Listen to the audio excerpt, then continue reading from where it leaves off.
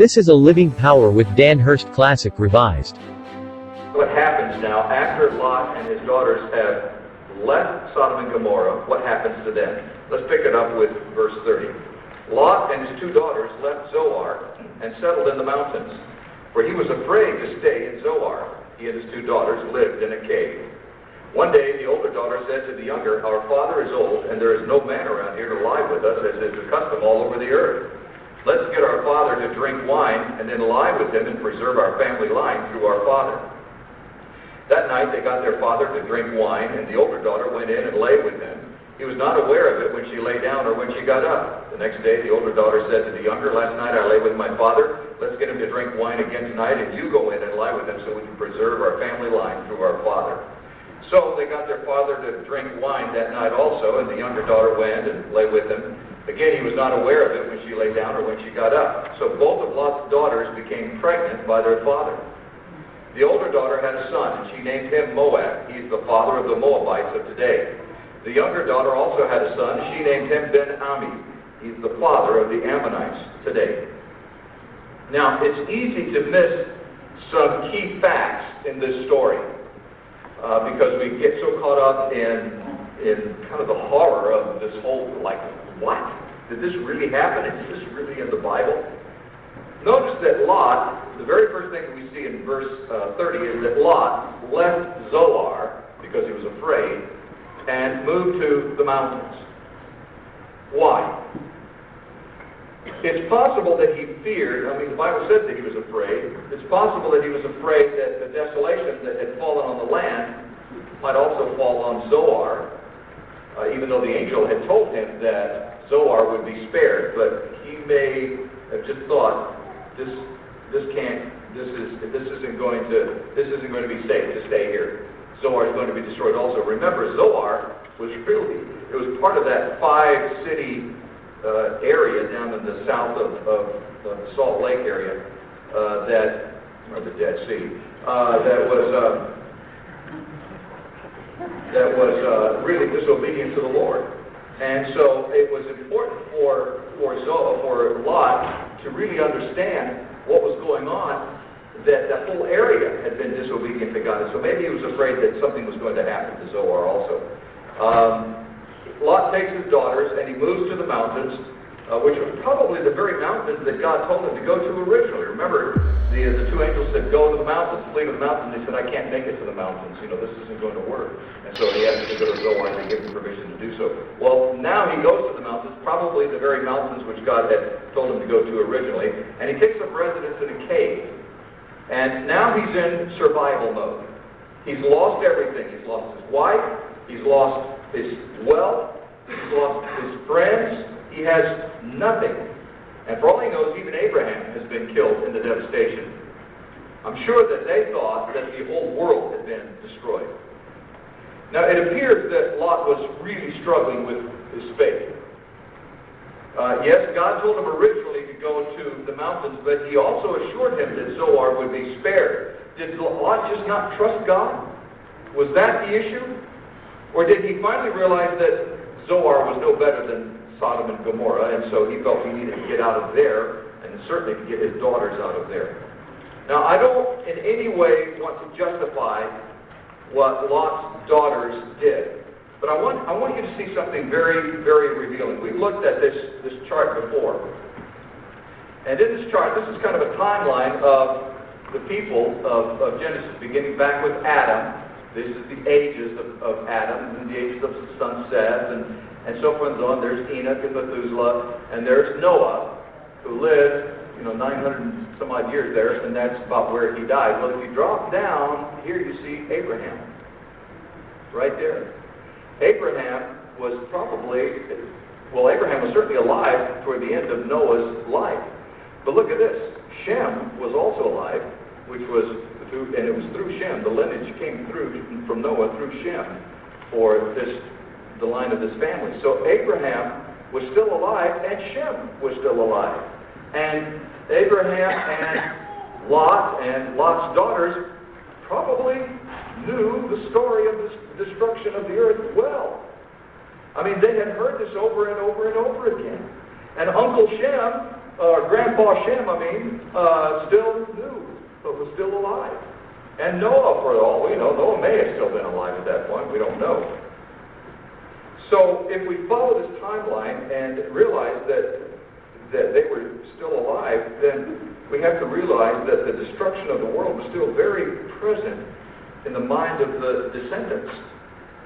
Now, every time I study this passage and I read the commentaries by the theologians and some of the Bible scholars about what happened between Lot and his daughters, I really get disgusted on the debate, because the debate always seems to center on whether or not Lot's daughters were acting out of sin, or whether they were actually acting nobly because they thought it was up to them to repropagate the world, and thinking that their lineage had been destroyed, and that surely what happened to Sodom and Gomorrah was worldwide, and so therefore they felt justified.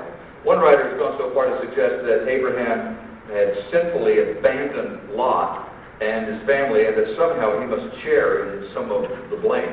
It's like, man, you guys are really pushing it. The general argument is this.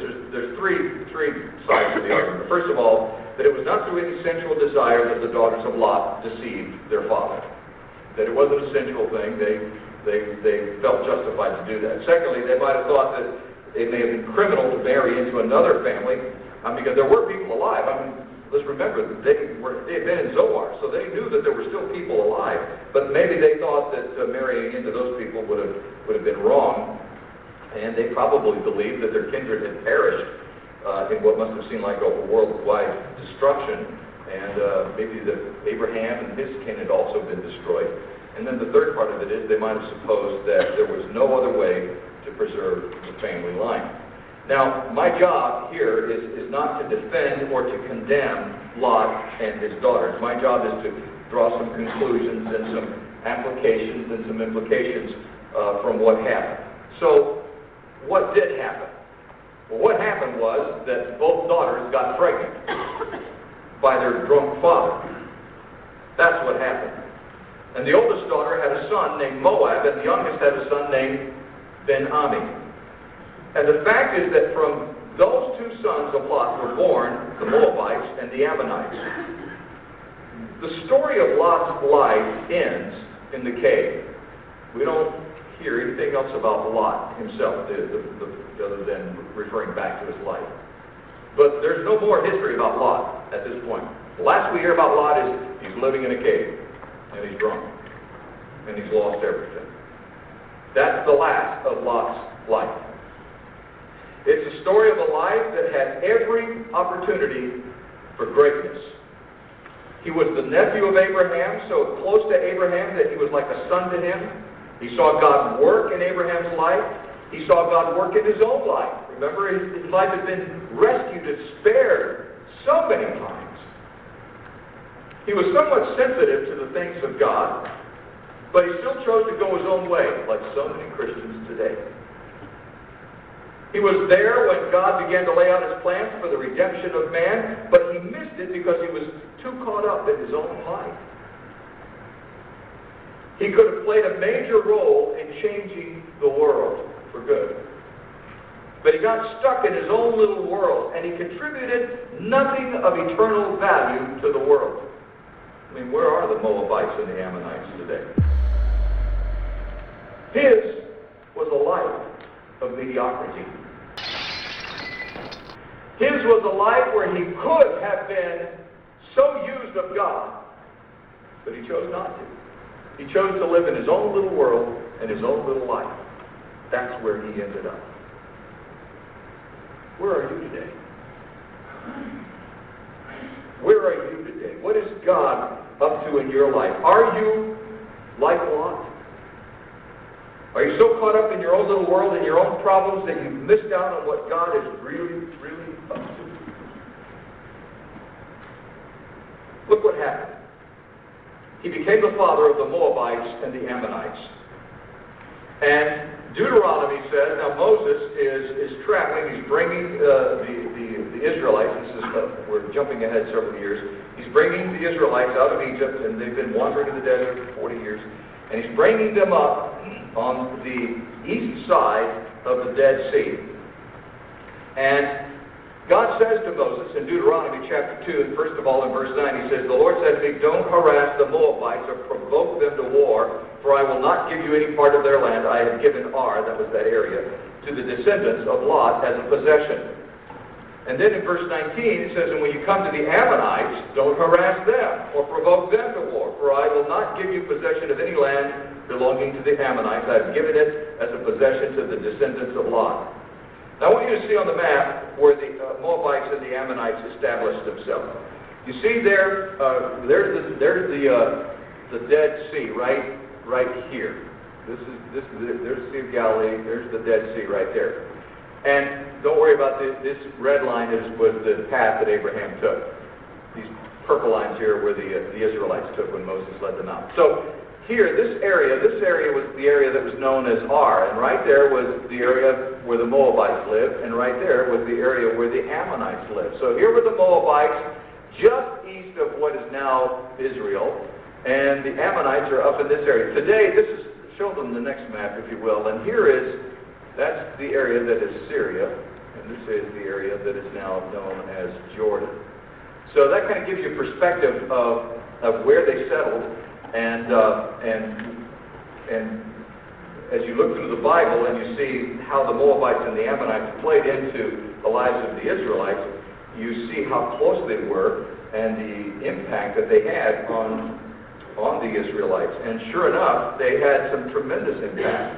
If you'll recall, and we'll see this here in a few moments, it was Solomon that began building a relationship with the Moabites and Ammonites and married some Moabite women and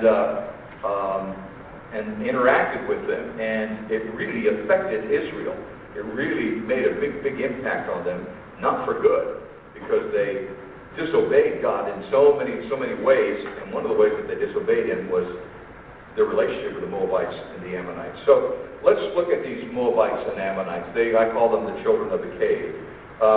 The Moabites were born to Moab. Essentially, they came from Moab, who was the oldest of the two sons.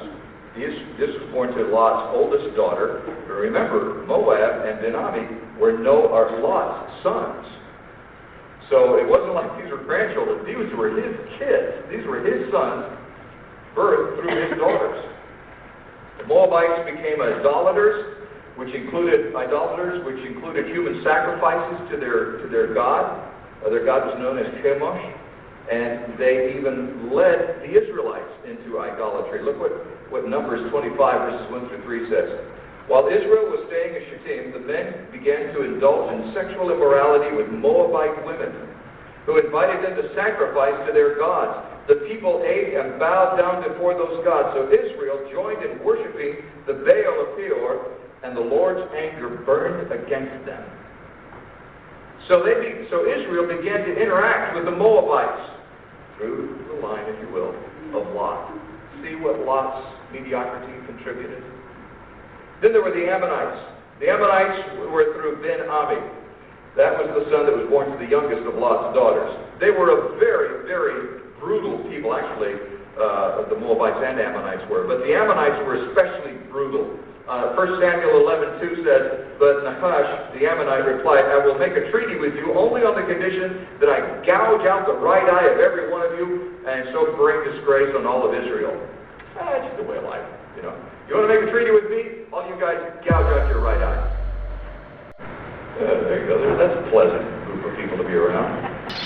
Then Amos, chapter 1, verse 13. "But this is what the Lord says, for 3 sins of Ammon, even 4, I will not turn back my wrath, because he ripped open the pregnant women of Gilead in order to extend his borders." They were a brutal, brutal people. They worshiped a god called Molech, which they refer to as the fire god. This idol was made of brass, with the head of a cow, and his arms were stretched out, and on those arms they would sacrifice babies. Now, we get disgusted with their pagan and primitive ways, but let me ask you something. How are we better as a nation than they were? I mean, we get disgusted by their pagan and primitive ways and sacrificing babies, but they sacrificed babies because they thought it would bring some good. We sacrifice babies for the sake of convenience. How are we as a nation any less pagan than they were?